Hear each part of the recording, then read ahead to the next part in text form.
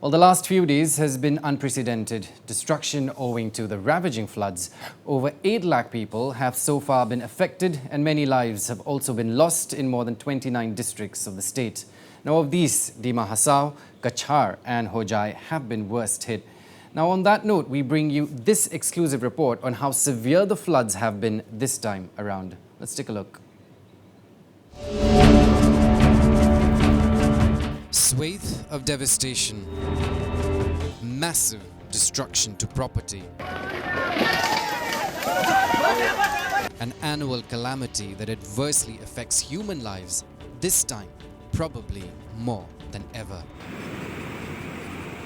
What you see on your screens is perhaps the most tragic examples of what nature's fury can lead to. Assam, which is otherwise known globally for its rich cultural heritage and of course the mighty one-horned rhino, has sadly been hitting the headlines time and again for another reason: the floods. Thousands of families, particularly those living in the rural belt and hilly terrains, dread this time of the year, for they know the ordeal they have to go through. While some are rendered homeless, there are others who lose their dear ones. This year, floods and consequential landslides have so far affected more than 8 lakh people across 29 districts. Now, of the 29, floods have wreaked unprecedented havoc in 3 districts. These include Dima Hasao, Cachar and Hojai. Let us take you on a district-wise tour for a clear picture of how the situation has been so far. Let's take you first to Dima Hasao, a hill district with a population of 2,14,000 people.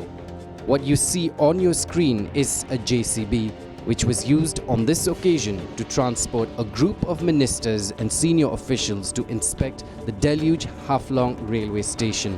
The occupants of this excavator include visiting cabinet ministers Jogan Mohan and Bimal Bora, local MLA Nandita Garlosa and the Deputy Commissioner Nazreen Ahmad, indicating a defining and never-before-seen moment in the history of Assam floods, where officials have gone that extra mile to fix the damages caused.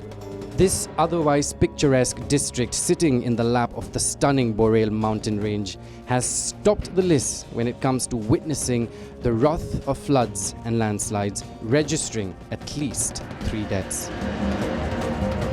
These visuals depict the situation of the new Haflong railway station, where trains were derailed and stranded for at least 72 hours. Mud landslides came from the top of the hills, with roaring water surrounding the rail coaches.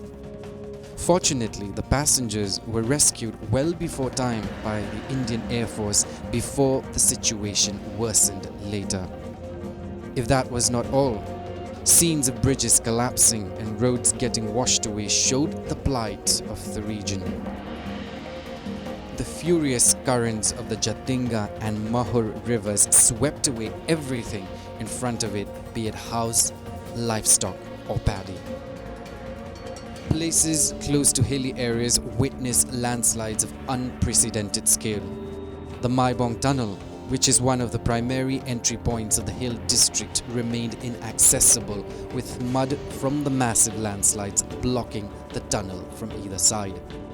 Things came to such a pass that the district was cut off from the country, and there remained no means of contacting people in the absence of electricity and the internet. Transportation of commodities to neighboring states also suffered. A sigh of relief came when essential items were dropped by the Indian Air Force helicopters, including the Chinook choppers on May 18th, and mobile connectivity was partially restored. अब दिखा रहा है कि ये जो सारा जो area है यहाँ पर लोगों के लिए खाने पीने का जो सामान लेके आया गया है.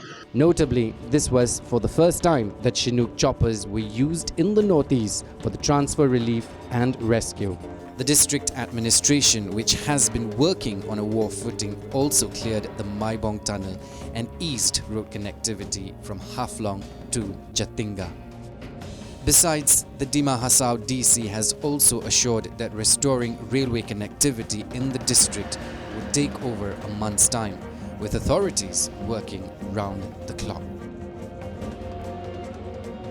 Although the situation is slightly improved with the decrease in rainfall, people continue to pass their days in extreme distressful conditions. As per reports, a total of 2,500 people have been affected in Maibong subdivision, and more than 400 of them are living in various relief camps. The flood situation in Barak Valley worsened with every rainfall, wreaking havoc and inundating prime areas, bringing acute misery for people across the valley. Heavy spells of shower continued for days, bringing water from rivers to roads, affecting surface communication in many areas of the valley. Flood water also entered a large number of houses in many places, adding to people's woes. In Cachar district, many people have been affected by the current wave of floods. Several flood-affected people have taken shelter in relief camps that were set up by the district administration. The floodwaters also submerged about 2,099.6 hectares in the district. And if that was not all, 3 people, including a child from the Cachar district, have reportedly been washed away in the ravaging floods. The administration, on its part, has been constantly monitoring the situation. Assam Cabinet Minister 𝐀𝐬𝐬𝐿 𝐀𝐧𝐧𝐮𝐚𝐥 has inspected the flood situation in Silchar, wherein he visited different flood-affected areas to assess the condition and spoke to the flood-affected people.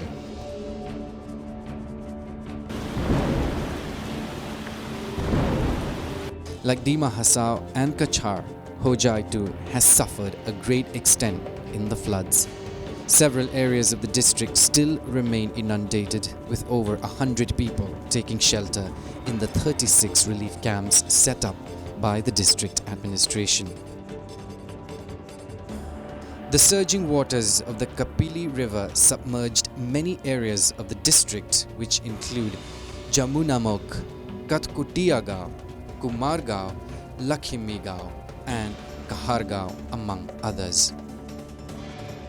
The administration was quick enough to carry out massive relief and rescue operations in the district. Thousands marooned by floods were rescued by disaster management teams and the Indian Army. 9 army boats along with 4 NDRF, 7 SDRF and 546 private boats have been pressed into service for the relief and rescue operations. Worth mentioning here, Cabinet Minister 𝐀𝐬𝐬𝐿 took part in the rescue operations. While the flood situation has somewhat improved in the last few days, the fact remains that the deluge has led to unprecedented losses, both to lives and property. It might take days or maybe even years to make up for what has been lost. While nature's fury is inevitable, perhaps steps can be taken to minimize the damages caused by such disasters in the days to come. And all eyes are on the Himanta Biswa Sharma-led government, which prioritizes bringing lasting solution to floods. News Desk Report, Northeast Live.